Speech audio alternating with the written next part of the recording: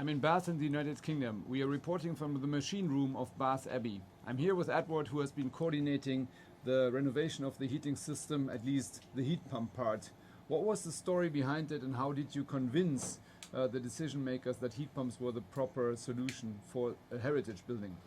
I think carbon was the main driver for the project. The Abbey was previously heated with coal. We're in the old coal storeroom here.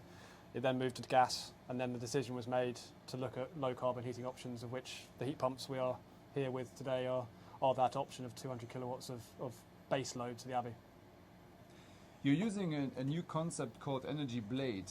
How is the performance of these energy blades with regards to this project, and maybe also for others? The energy blades they don't abstract any of the water from the drain, so there isn't a problem with filtration and blockages that have been in the past with previous systems. So they are a sort of low impact system that just absorb the latent heat out of the drain water. Are there any lessons learned for other operators of heritage buildings that we could give them as advice when they want to engage in their own personal energy transition? Well, heat pumps work, but they have to be thought through in the heat delivery system and where you're getting the energy from. So it's not just, I want to install heat pumps, it's how you coordinate it with a larger project as a whole. It's not